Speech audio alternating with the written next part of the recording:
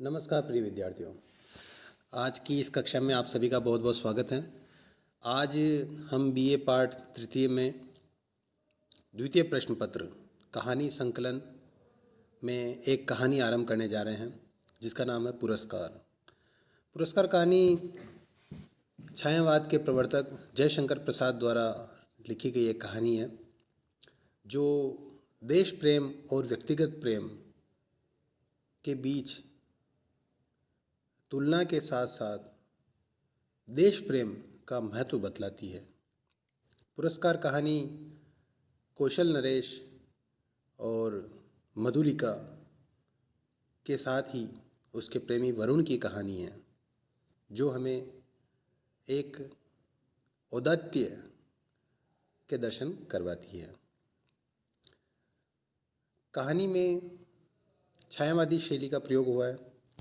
अगर प्रकृति चित्रण की बात करें या प्रेम की बात करें और अंत में कहानी में दरबार में देश प्रेम को ही महत्व दिया गया है।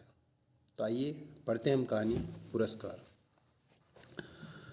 पुरस्कार जयशंकर प्रसाद। आर्द्रा नक्षत्र। आकाश में काले काले बादलों की घुमड़ जिसमें देव दुदुम्बी का गंभीर घोष प्राची के निरभ्र कोने से स्वर्ण पुरुष झांकने लगा था, देखने लगा था महाराज की सवारी। यहाँ पर किसकी बात आई है? सूर्य की बात है। ये छायावादी शैली का चित्रण है। प्राची के एक निरभ्र कोने से स्वर्ण पुरुष झांकने लगा था। यहाँ पर सूर्य की बात की गई है। शैलमाला के अंचल में समतल उर्वरा भूमि से सौंधी बाँस उठ रही थी। नगर तोरण से जयघोष हुआ।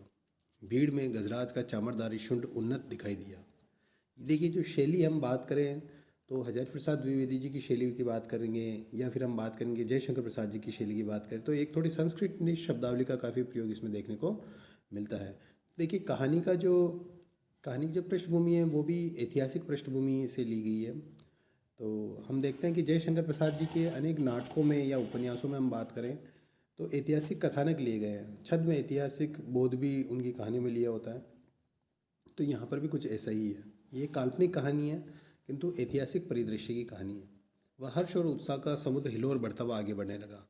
प्रभात की हेम किरणों से अनुरंजित नन्ही नन्ही बूंदों का एक झोंका स्वर्ण मल्लिका के समान बरस पड़ा। मंगल सूचना से जनता ने हर्ष ध्वनि की। रथों, हाथियों और अश्वारोहियों की पंक्ति जम गई। दर्शकों की भीड़ भी कम न थी। गजराज बैठ गया। सीढ़ियों से महाराज उतरे। सौभाग्यवती और कुमारी सुंदरियों के दो दल आम्र पल्लवों से सुशोभित मंगल कलश और फूल, कुमकुम तथा खीलों से भरे थाल लिए मधुर गान करते हुए आगे बढ़े। महाराज के मुख पर मधुर मुस्कान थी। पुरोहित वर्ग ने स्वस्त्ययन किया। स्वर्ण रंजित हल्की मूठ पकड़कर महाराज ने झुते हुए सुंदर पुष्ट बेलों को चलने का संकेत किया। बाजे बजने लगे। किशोर कुमारियों ने खीलों और फूलों की वर्षा की। कौशल का यह उत्सव प्रसिद्ध था। तो ये देखिए, जितनी भी जो तैयारियां हुई है वो सीधे एक दृश्य की बात कर ली गई है। अब उसका परिचय दिया जा रहा है कि ये जो सारा दृश्य था वो एक उत्सव का आयोजन किया जा रहा था जिसमें महाराज स्वयं खेती का आरंभ करते, कोई एक खेत ले लेते और वहाँ पर हल चलाकर उस खेती का उद्घाटन करते थे। एक दिन के लिए महाराज को कृषक बनना पड़ता। उस दिन इंद्र पूजन की धूमधाम होती, गोट होती। नगर निवासी उस पहाड़ी भूमि में आनंद मनाते। प्रतिवर्ष कृषि का यह महोत्सव उत्साह से संपन्न होता। दूसरे राज्यों से भी युवक राजकुमार इस उत्सव में बड़े चाव से आकर योग देते। मगध का एक राजकुमार अरुण अपने रथ पर बैठा बड़े कुतूहल से यह दृश्य देख रहा था। बीजों का एक थाल लिए कुमारी मधुलिका वही थी जिसका खेत था, जो खेत की स्वामिनी थी। मधुलिका महाराज के साथ थी। बीज बोते हुए महाराज जब हाथ बढ़ाते तब मधुलिका उनके सामने थाल कर देती। यह खेत मधुलिका का था जो इस साल महाराज की खेती के लिए चुना गया था, इसलिए बीज देने का सम्मान मधुलिका ही को मिला। वह कुमारी थी, सुंदरी थी। कौशेय वसन उसके शरीर पर इधर उधर लहराता हुआ स्वयं शोभित हो रहा था। वह कभी उसे संभालती, कभी अपने रुखे अलकों को। कृषक बालिका के शुभ्र भाल पर श्रमगणों की भी कमी न थी। वे सब बरौनी में गूंथे जा रहे थे। सम्मान और लज्जा उसके अधरों पर मंद मुस्कुराहट के साथ सिहर उठते, किंतु महाराज को बीज देने में उसने शिथिलता नहीं की। सब लोग महाराज का हल चलाना देख रहे थे, विस्मय से, कुतूहल से। और अरुण देख रहा था कृषक कुमारी मधुलिका को। आह, कितना भोला सौंदर्य है, कितनी सरल चितवन। उत्सव का प्रधान कृत्य समाप्त हो गया। महाराज ने मधुलिका के खेत का पुरस्कार दिया। थाल में कुछ स्वर्ण मुद्राएं। वह राज के अनुग्रह था। मधुलिका ने थाली सिर से लगा ली, किंतु साथ उसमें की स्वर्ण मुद्राओं को महाराज पर न्यौछावर करके बिखेर दिया। मधुलिका की उस समय की ऊर्जस्वित मूर्ति लोग आश्चर्य से देखने लगे। महाराज की भ्रुकुटी भी जरा चढ़ी ही थी कि मधुलिका ने सविनय कहा, देव, यह मेरे पितृ पितामहों की भूमि है। इसे बेचना अपराध है, इसलिए मूल्य स्वीकार करना मेरे सामर्थ्य के बाहर है। महाराज के बोलने से पहले वृद्ध मंत्री ने तीखे स्वर से कहा, अबोध, क्या बक रही है? राज के अनुग्रह का तिरस्कार तेरी भूमि से चौगुना मूल्य है। फिर कौशल का तो यह सुनिश्चित राष्ट्रीय नियम है। तो आज से राजकीय रक्षण पाने की अधिकारिणी हुई। इस धन से अपने को सुखी बना। राज के रक्षण की अधिकारिणी तो सारी प्रजा है मंत्रीवर। महाराज को भूमि समर्पण करने में तो मेरा कोई विरोध न था और न है, किंतु मूल्य स्वीकार करना असंभव है। मधुलिका उत्तेजित हो उठी। महाराज के संकेत करने पर मंत्री ने कहा, देव, वाराणसी युद्ध के अन्यतम वीर सिंहमित्र की एकमात्र कन्या है। महाराज चौंक उठे। सिंहमित्र की कन्या, जिसने मगध के सामने कौशल की लाज रख ली थी, उसी वीर की मधुलिका कन्या है। हाँ देव, सविनय मंत्री ने कहा। इस उत्सव के परंपरागत नियम क्या है मंत्रीवर? महाराज ने पूछा। देव, नियम तो बहुत साधारण है। किसी भी अच्छी भूमि को इस उत्सव के लिए चुनकर नियमानुसार पुरस्कार स्वरूप उसका मूल्य दे दिया जाता है, वह भी अत्यंत अनुग्रहपूर्वक, अर्थात भू संपत्ति का चौगुना मूल्य उसे मिलता है। उस खेती को वही व्यक्ति वर्ष भर देखता है, वह राजा का खेत कहा जाता है। महाराज को विचार संघर्ष से विश्राम की अत्यंत आवश्यकता थी। महाराज चुप रहे। जय घोष के साथ सभा विसर्जित हुई। सब अपने अपने शिविरों में चले गए, किंतु मधुलिका को उत्सव में फिर किसी ने न देखा। वह अपने खेत की सीमा पर विशाल मधुक वृक्ष के चिकने हरे पत्तों की छाया में अनमनी चुपचाप बैठी रही। रात्रि का उत्सव अब विश्राम ले रहा था। राजकुमार अरुण उसमें सम्मिलित नहीं हुआ। अपने विश्राम भवन में जागरण कर रहा था। आंखों में नींद न थी। प्राची में जैसी गुलाली खिल रही थी, वह रंग उसकी आंखों में था। सामने देखा तो मुंडेर पर कपोती एक पैर पर खड़ी पंख फैलाए अंगड़ाई ले रही थी। ये जो सारा चित्रण किया गया है, वो सारा छायावादी शैली का हम चित्रण इसमें देख सकते हैं। तो हम यहाँ पर पाएंगे कि राजकुमार अरुण जो उस उत्सव में विद्यमान था, उसने वहाँ पर मधुलिका को देखा पहली बार और उस पर वो मोहित हो चुका था। अरुण उठ खड़ा हुआ। द्वार पर सुसज्जित अश्व था। वह देखते देखते नगर तोरण पर जा पहुंचा। रक्षागण ऊँघ रहे थे। अश्व के पैरों के शब्द से चौंक उठे। युवक कुमार तीर सा निकल गया। सिंधु देश का तुरंग प्रभात के पवन से पुलकित हो रहा था। घूमता घूमता अरुण उसी मधुक वृक्ष के नीचे पहुंचा जहाँ मधुलिका अपने हाथ पर सिर धरे हुए खिन्न निद्रा का सुख ले रही थी। अरुण ने देखा, एक छिन्न माधवीलता वृक्ष के शाखा से च्युत होकर पड़ी है। सुमन, मुकुलित, भ्रमर निस्पंद थे। अरुण ने अपने अश्व को मौन रहने का संकेत किया उस सुषमा को देखने के लिए, परंतु कोकिल बोल उठा। जैसे उसने अरुण से प्रश्न किया, छी, कुमारी के सोए हुए सौंदर्य पर दृष्टिपात करने वाले दुष्ट, तुम कौन? मधुलिका की आंखें खुल पड़ी। उसने देखा एक अपरिचित युवक। वह संकोच से उठ बैठी। भद्रे, तुम ही न कल के उत्सव में संचालिका रही हो? उत्सव? हाँ, उत्सव ही तो था। कल उस सम्मान? क्यों, आपको कल का स्वप्न सता रहा है? भद्र, आप क्या मुझे इस अवस्था में संतुष्ट न रहने देंगे? मेरा हृदय तुम्हारी उस छवि का भक्त बन गया है देवी। मेरे उस अभिनय का, मेरी विडंबना का, आह, मनुष्य कैसा निर्दय है। अपरिचित, क्षमा करो, जाओ अपने मार्ग। सरलता की देवी, मैं मगध का राजकुमार तुम्हारे अनुग्रह का प्रार्थी हूँ। मेरे हृदय की भावना अवगुंठन में रहना नहीं जानती, उसे अपनी। अब वो अपने प्रेम का प्रदर्शन कर रहा है। अवगुंठन यानी घूंघट में, पर्दे में नहीं रहना चाहती, उसके हृदय की भावना दिखाना चाहती है अपने आप को।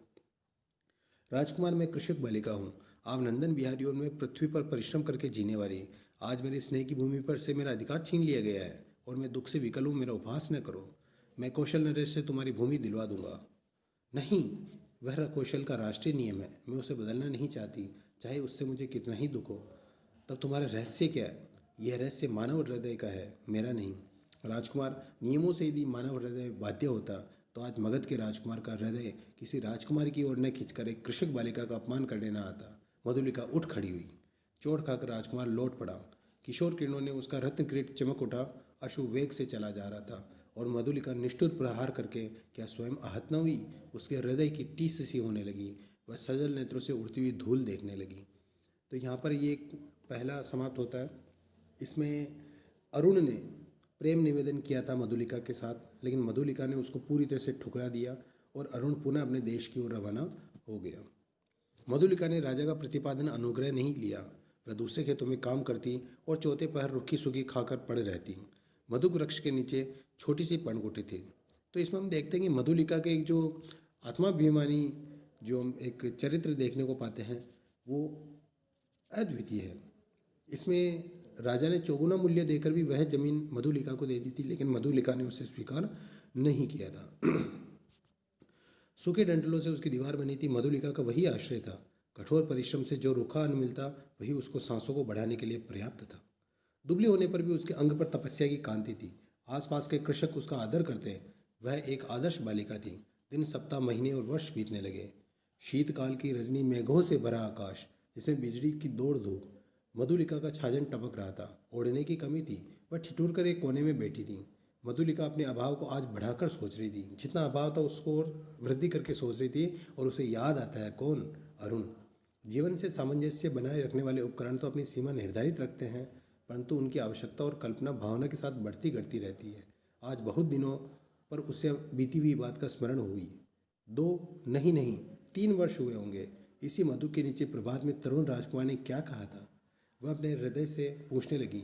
उन चाटुकारी के शब्दों को सुनने के लिए उत्सुक से वह पूछने लगी, क्या कहा था? दुख दग्ध हृदय उन स्वप्न सी बातों को स्मरण रख सकता था, और स्मरण ही होता तो भी कष्टों की इस काली निशा में वह कहने का साहस करता। हाय रे विडम्बना। आज मधुलिका उस बीते हुए क्षण को लौटा लेने के लिए विकल थी। आज उसे याद आ रही थी फिर से अरुण की। दारिद्र्य की ठोकरों ने उसे व्यथित और अधीर कर दिया है।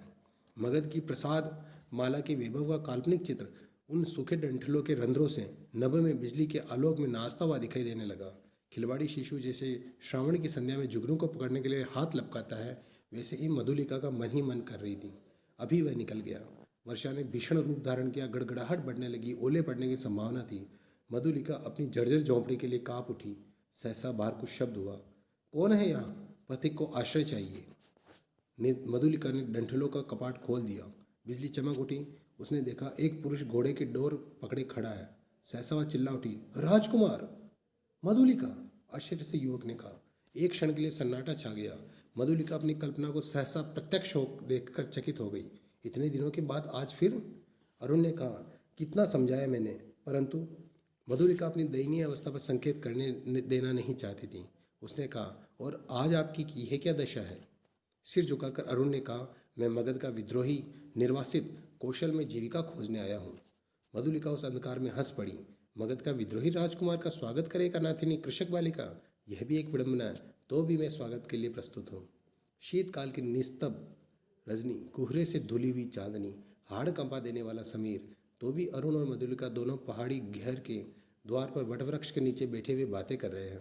मधुलिका की वाणी में उत्साह था, किंतु अरुण जैसे अत्यंत सावधान होकर बोलता। मधुलिका ने पूछा, जब तुम इतनी विपन्न अवस्था में हो तो फिर इतने सैनिकों को साथ रखने की क्या आवश्यकता है? मधुलिका, बाहुबली तो वीरों की आजीविका है। ये मेरे जीवन मरण के साथी है। भला मैं इन्हें कैसे छोड़ देता, और करता ही क्या? क्यों? हम लोग परिश्रम से कमाते और खाते। अब तो तुम भूल न करो, मैं अपने बाहुबल पर भरोसा करता हूँ। नए राज्य की स्थापना कर सकता हूँ। निराश क्यों हो जाओ? अरुण के शब्दों में कंपन था। वह जैसे कुछ कहना चाहता था पर कह न सकता था। नवीन राज्य? ओह, तुम्हारा उत्साह तो कम नहीं। भला कैसे? कोई ढंग तो बताओ, तो मैं भी कल्पना का आनंद ले लूँ। अभी भी मधुलिका उस पर उपहास कर रही थी। कल्पना का आनंद नहीं मधुलिका, मैं तुम्हें राज रानी के सम्मान में सिंहासन पर बिठाऊंगा। तो अपने छिने हुए खेत की चिंता करके भयभीत ना हो। एक क्षण में सरल मधुलिका के मन में प्रमाद का अंधड़ बहने लगा। द्वंद्व मच गया। उसने सहसा कहा, आह, मैं सचमुच आज तक तुम्हारी प्रतीक्षा करती थी राजकुमार। अरुण ढिठाई से उसके हाथों को दबाकर बोला, तो मेरा भ्रम था। तुम सचमुच मुझसे प्यार करती हो? युवती का वक्ष स्थल फूल उठा। वह हाँ भी नहीं कह सकी, ना भी नहीं। अरुण ने उसकी अवस्था का अनुभव कर लिया। कुशल मनुष्य के समान उसने अवसर को हाथ से न जाने दिया। तुरंत बोल उठा, तुम्हारी इच्छा हो तो प्राणों से पण लगाकर मैं तुम्हें इस कौशल सिंहासन पर बिठा दूं। मधुलिके, अरुण के खड़क का आतंक देखोगी? मधुलिका एक बार कांप उठी। वह कहना चाहती थी नहीं, किंतु उसके मुंह से निकला क्या? यहाँ पर एक बात आती है कि अब मधुलिका कुछ कुछ समझ चुकी है कि जो राजकुमार अरुण लौट कर आया है वो इस कौशल पर आक्रमण करके इसे जीतने की कामना करना चाहता, वो नहीं करना चाहती थी। लेकिन फिर भी उसने कहा क्या, कैसे? उसमें मन में जिज्ञासा ही है। अब उसमें मन में प्रमाद चल रहा है। उसके मन में जो उसके अभाव थे उसने उसको काफ़ी उसको हिला के रख दिया। और अब वो चाहती कि वो भी उस ढंग का आनंद ले सके जैसा उसको कल्पना दी गई है अरुण के द्वारा। सत्य मधुलिका, कौशल नरेश तभी से तुम्हारे लिए चिंतित है, यह मैं जानता हूँ। तो मैं साधारण सी प्रार्थना व अस्वीकार न करेंगे। और मुझे यह भी विदित है कि कौशल के सेनापति अधिकांश सैनिकों के साथ पहाड़ी दस्युओं का दमन करने के लिए बहुत दूर चले गए हैं। मधुलिका की आंखों के आगे बिजलियां हंसने लगी। दारुण भावना से उसका मस्तक विकृत हो उठा। अरुण ने कहा, तुम बोलती नहीं हो? जो कहोगे वह करूँगी, मंत्रमुग्ध सी मधुलिका ने कहा। और इस प्रकार से हमारा पहला भाग समाप्त हो चुका है। इस ज़्यादा लंबा नहीं करेंगे इस विषय को। पहले भाग के उपरांत हमने अब तक जाना कि किस प्रकार से मधुलिका ने अपनी भूमि थी राज्य के अर्पण कर दी, जो अनुदान था वह भी न लिया। अरुण प्रेम निवेदन करता है, उसे भी स्वीकार न किया। लेकिन एक रात्रि को जब अरुण लौट कर आता है और इस बार उसका उद्देश्य अलग है, वो आक्रमण करने के लिए आया है कौशल पर, तब मधुलिका मंत्रमुग्ध हो रही है उसके प्रेम में। आगे क्या होता है जो हम जानेंगे दूसरे भाग में। बहुत बहुत धन्यवाद। इससे संबंधित कोई प्रश्न हो तो अवश्य पूछिएगा।